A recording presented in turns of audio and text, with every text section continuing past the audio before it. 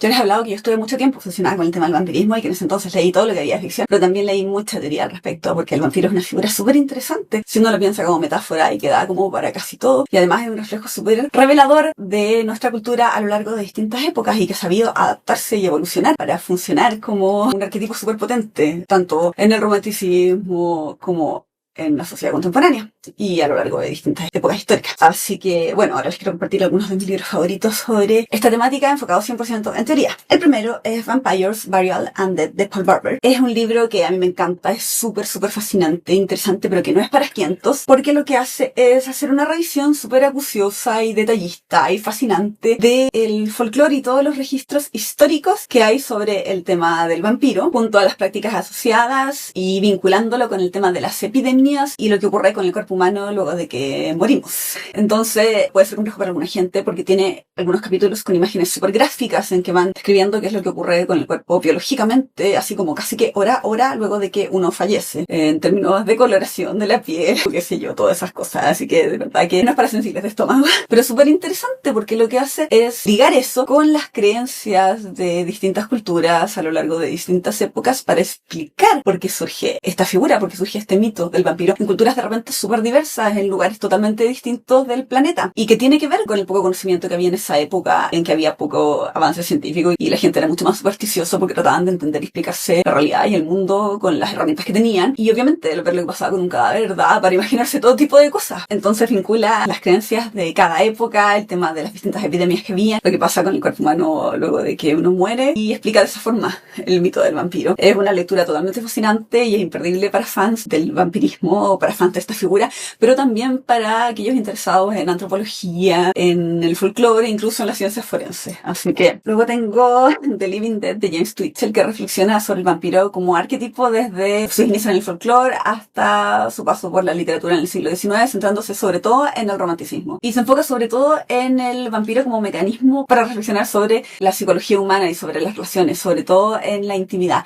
El tema del vampiro como amigo, como compañero, como confidente. El autor reconoce de entrada que no le interesan los vampiros contemporáneos. Para él el tema fascinante es el romanticismo, por ende esa es la época en la que se enfoca el libro. Y tiene capítulos dedicados a vampiros masculinos, vampiros femeninos, vampiros en poesía, vampiros en prosa. Todo súper interesante y súper profunda la reflexión. Y además tiene un extra fascinante que es un capítulo sobre el artista como vampiro, que es una temática que a mí siempre me ha parecido súper cautivadora y que le he dado muchas vueltas, y por ende fue mi parte favorita del libro. Así que, y obviamente es la evolución normal de esto. Pasamos del vampiro en el folclore y en el mito a el vampiro en el romanticismo, que es la época en que esta figura se desarrolla y crece y se afirma y se asienta en nuestro imaginario cultural. Luego tengo Our Vampires Ourselves de Nina Auerbach. Yo les he hablado de Nina Auerbach, que es una teórica brillante feminista que a mí me encanta, y que en este libro muestra que cada sociedad tiene el vampiro que necesita y que se merece, y analiza literatura, cine y televisión para reflejar así la evolución de la cultura angloamericana desde la aparición de esta figura en el siglo XIX y en la época del romanticismo, en que es cuando aparece y se afirma como una figura y un arquetipo cultural súper potente. Luego su evolución y el cambio drástico que implicó la publicación de Drácula, en que se transforma completamente porque es un texto mucho más reaccionario, mucho más conservador, y luego ya su franca decadencia en la era Reagan y post-Reagan, y con capítulos dedicados además a teoría queer, que es algo que se repite bastante en los textos sobre vampirismo en la cultura contemporánea. Obviamente es un texto de Auerbach, así que es altamente politizado, pero siendo honesto, el terror siempre lo es porque al final es la encarnación de nuestros miedos en el monstruo, en el otro. Es súper cargado políticamente y obviamente tiene la visión feminista clásica de la autora, pero súper interesante. Ojo, el único detalle es que es de 1995, por ende anticipa el resurgir del vampiro,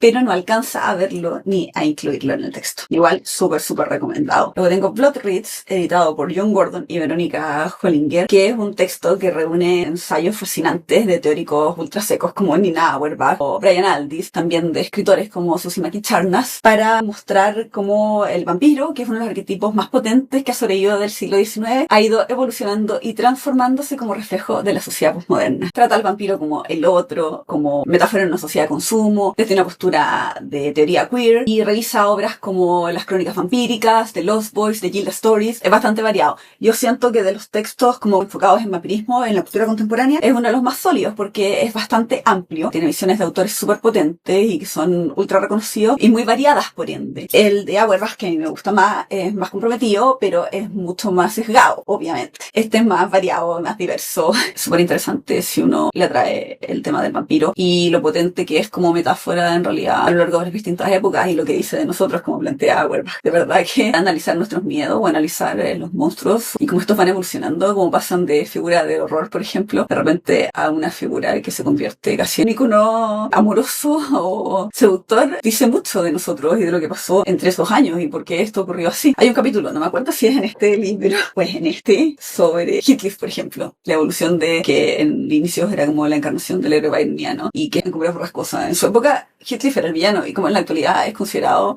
así como el héroe, obsesión romántica para las feminas. ¿Y por qué pasó eso? O sea, ¿cómo ocurrió esa evolución? Es súper interesante ver eso. Finalmente tengo este texto que es The Vampire of the Fang de Susannah Clemens, que siendo honesta es un libro que a mí no me gusta mucho. De hecho en Goodreads le dice solo 2 estrellas, lo cual es muy raro porque yo soy súper generosa en general con mis lecturas. Pero lo incluí igual porque es un libro que es de todos estos el más actualizado respecto al tema del vampirismo e incluye textos y producciones culturales mucho más recientes. Entonces en ese sentido igual es súper interesante. Se enfoca en el vampiro principalmente en las últimas décadas, analizando obras como Buffy, la saga Crepúsculo o como la serie True Blood, pero revisando también algunos clásicos como Drácula o Las Crónicas Vampíricas. Yo sentí que el análisis era un poco superficial, por eso a mí no me gustó tanto además, pero también tiene que ver con que estas obras no son tan atractivas para mí, por ende obviamente el análisis no me va a llamar tanto. Igual lo que postula es súper interesante porque claro, es el vampiro al que le han sacado los colmillos y de hecho el define del título es súper preciso porque el capítulo por ejemplo enfocado en Crepúsculo se llama algo así como Crepúsculo, el vampiro como fantasía romántica adolescente. Horror.